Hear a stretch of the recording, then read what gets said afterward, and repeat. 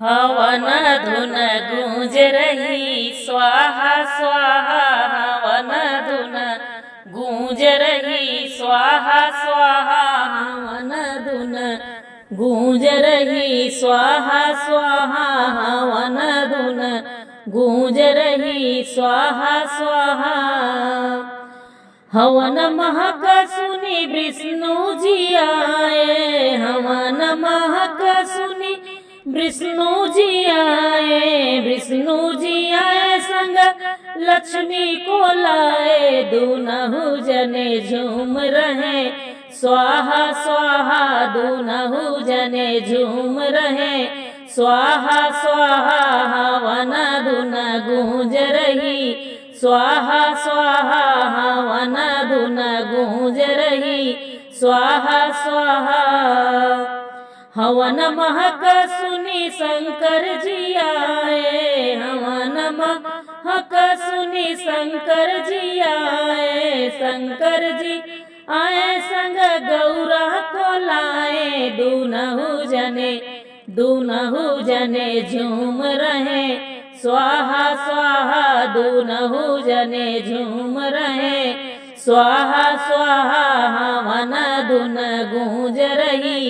स्वाहा स्वाहा, हवन धुन गूंज रही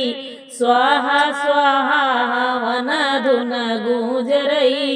स्वाहा स्वाहा। हवन महक सुनी राम जी आए, हवन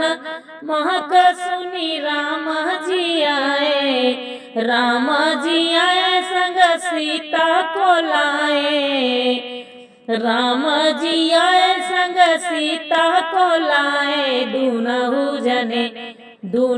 जने झूम रहे स्वाहा स्वाहा, दूनहु जने झूम रहे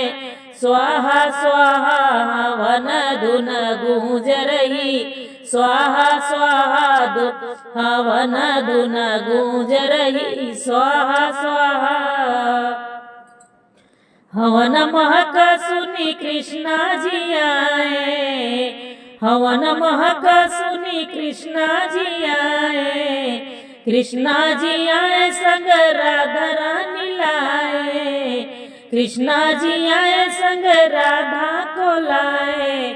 दूनहु जने झूम रहे स्वाहा स्वाहा, दूनहु जने झूम रहे स्वाहा स्वाहा, हवन धुन गूंज रही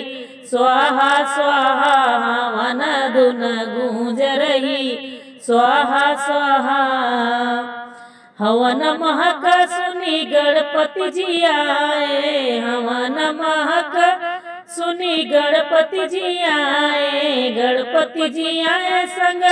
रिद्धि सिद्धि लाए, दूनहु जने झूम रहे स्वाहा स्वाहा, दूनहु जने झूम रहे स्वाहा स्वाहा, हवन धुन गूंज रही स्वाहा स्वाहा।